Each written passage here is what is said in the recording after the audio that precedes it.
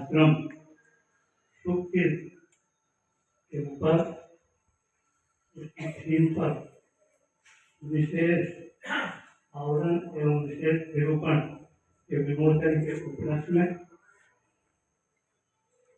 डाक विभाग मुजफ्फरनगर एवं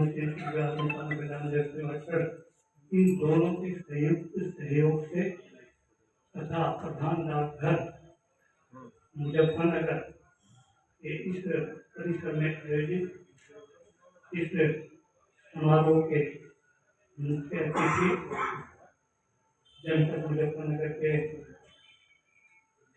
माननीय जिलाधिकारी देशभक्त धर्मपरायण कुशल प्रशासक आदरणीय श्री उमेश मिश्रा जी और समारोह के अध्यक्ष इस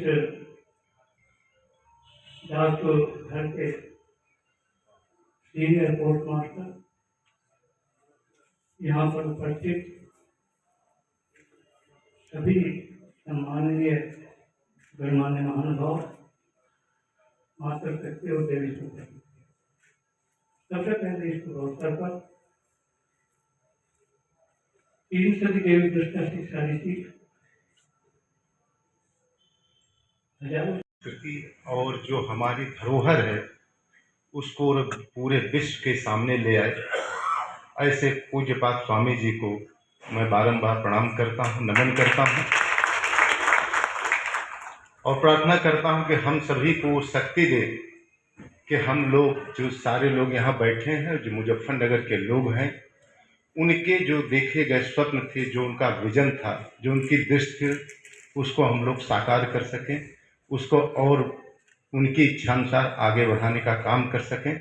इसलिए मैं पुनः उन महान आत्मा को बारंबार प्रणाम करता हूँ, नमन करता हूँ। मैं प्रणाम करता हूँ आदरणीय स्वामी जी को। आप लोगों ने सुना, मैंने भी सुना, बहुत सारी चीज़ें मुझे आपके उद्बोधन के माध्यम से पता चली। मैं सौभाग्यशाली हूँ कि इस प्रक्रिया में मैं भी भागीदार बन रहा हूँ और मुझे कुछ अपना गिलहरी प्रयास करने का अवसर भी मिलेगा, ऐसा मुझे अनुभूति हो रही है, ऐसा महसूस हो रहा है।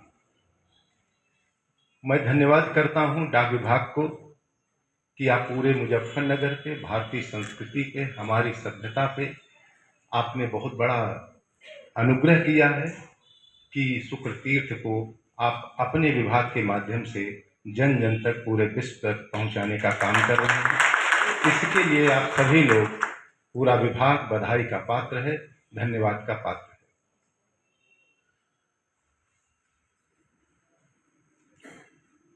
हम लोग अक्सर ये सुनते आए हैं कि जो संततियां, जो पीढ़ियां, जो समाज, जो राष्ट्र अपने गौरवशाली अतीत को संरक्षित नहीं कर सकता, उस पर गर्व नहीं कर सकता, उसको आगे बढ़ाने का काम नहीं करता, उस संतति को, उस समाज को, उस राष्ट्र को समाप्त होने में देर नहीं लगती। मैं अपनी एक व्यक्तिगत बात बताऊं आप लोगों को, कुछ गलत हो तो क्षमा करिएगा। मैं भी कभी अत्यधिक तार्किक हुआ करता था। मैंने किसी जगह पढ़ा, एक संत एक्विनास हैं, बहुत बड़े संत पश्चिम के हुआ करते थे, ईसाई धर्म के। उन्होंने एक प्रॉब्लम ऑफ हिविल की समस्या रखी पूरे विश्व के सामने, सभी चिंतकों के सामने, कि यदि ईश्वर दयालु है, कृपालु है, सर्वशक्तिमान है और अपने भक्तों का रक्षक है और भक्तों को कभी दुख कष्ट नहीं होने देता, तो इस संसार में दुख क्यों है? क्यों कोई विधवा, कोई जवान लड़की बिना किसी गलत काम किए हुए विधवा हो जाती है और उसका एकमात्र पुत्र भी जो है वह मर जाता है? यदि ईश्वर दयालु है, कृपालु है, सर्वशक्तिमान है, भक्तवत्सल है, तो फिर ऐसे दुख क्यों संसार में होते हैं? मुझे ये बात बहुत अच्छी लगी। अब मेरा जो बाल मन था, जो तर्क था, वो बहुत प्रगाढ़ हो गया। अब मैंने अपने पिताजी से ये कहा कि ये देखिए, इसका कोई उत्तर आज तक दे नहीं पाया है। मेरे पिताजी मुस्कुराए, कहे कि अच्छा मैं किसी दिन तुमको बताऊंगा, तुम थोड़ा और पढ़ो। एक दिन उन्होंने मतलब ये हमको कहा कि तुम कभी शंकर को पढ़ो, और उन्होंने विशेष कर कहा श्रीमद् भागवत पुराण को पढ़ो। जब आपको पुनर्जन्म, आत्मा की अमरता, अकर्म सिद्धांत समझ में आ जाएगा तो संत एक्विनाश के इन सारे प्रश्नों का उत्तर मिल जाएगा। मैं ज्यादा यहाँ विस्तृत वार्ता नहीं करूंगा। मैंने कुछ पढ़ने का अपना प्रयास किया जो हमारी अल्पमति है, तो मैं तो अभिभूत रह गया। आदर आगे को अभिनंदन करता हूँ और आदरणीय श्री प्रिय मीणा जो कि सीनियर पोस्ट मास्टर है, उनका भी स्वागत अभिनंदन करता हूँ। इसी के साथ यहाँ उपस्थित आप सभी सम्मान्य महानुभावों का यथा योग्य आदर सत्कार करते हुए आप सबके जीवन में सुख शांति और समृद्धि देने के लिए उनके साथ परमेश्वर से प्रार्थना करता हूँ। मुझे बड़ी खुशी है कि भारत के डाक विभाग के बरेली, मेरठ और मुजफ्फरनगर के माननीय अधिकारियों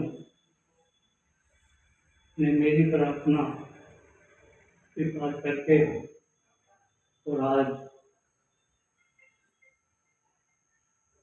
भागवत पीठ के सुखदेव आश्रम सुख तीर्थ की थीम पर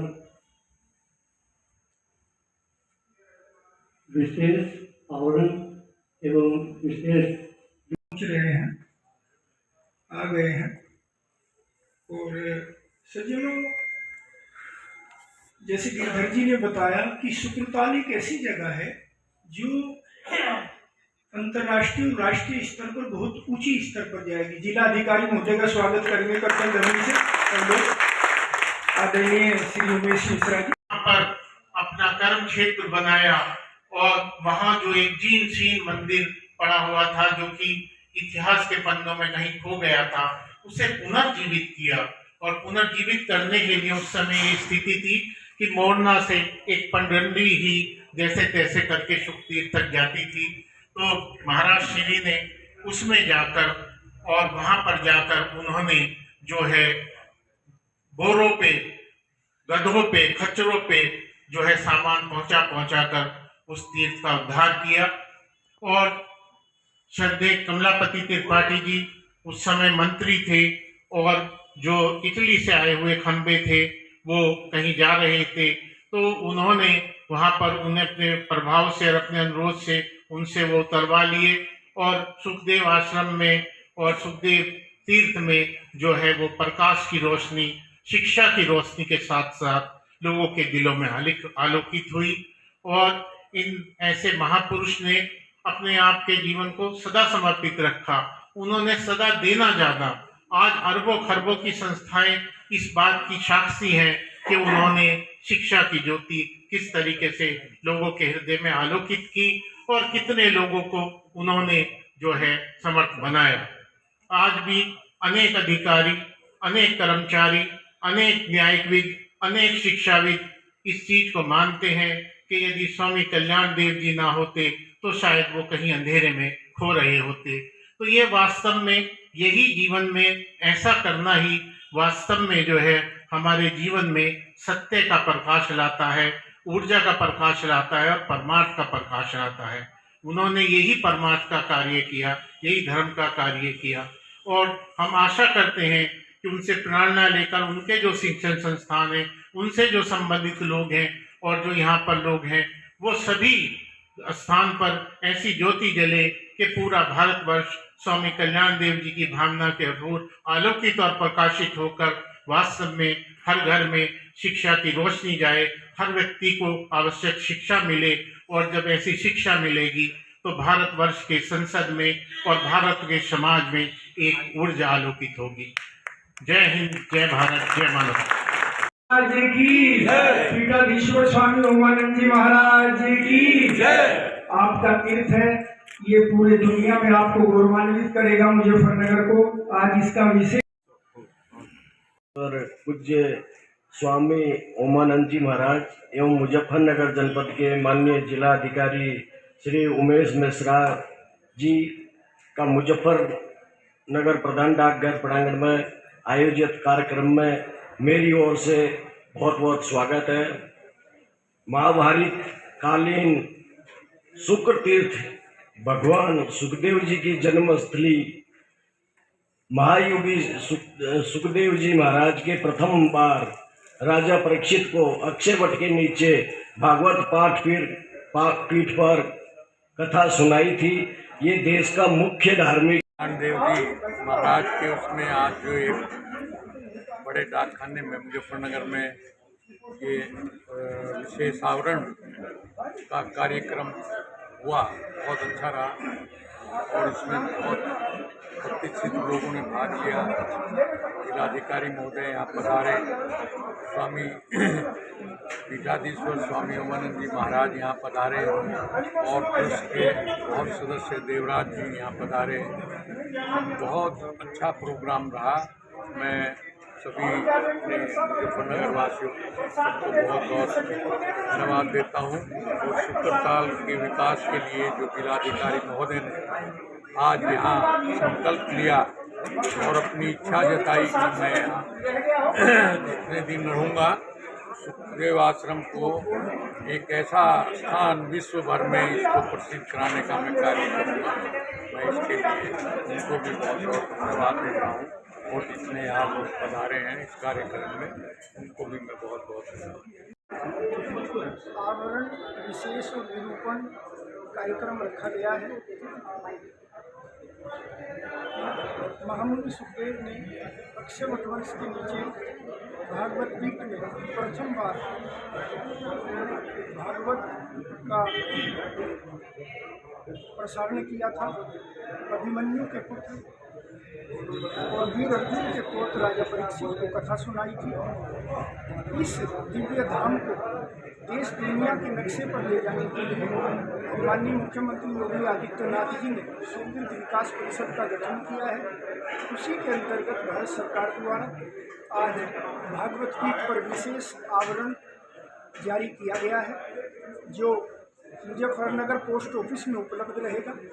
कोई भी श्रद्धालु भागवत भक्त उस लिफाफे को खरीद सकता है और उसी में अपने पत्र भेज सकता है।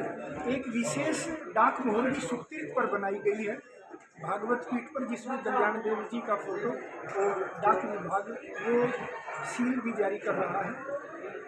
परम पूज्य वितराग स्वामी कल्याण देव जी ने तीर्थ का जीर्णोद्धार किया था। ये एक अभियान है और इसी तरह भविष्य में जल्दी ही भागवत पीठ और वितराग स्वामी कल्याण देव जी महाराज को भारत सरकार द्वारा डाक टिकट जारी किया जाएगा। सेवा ट्रस्ट का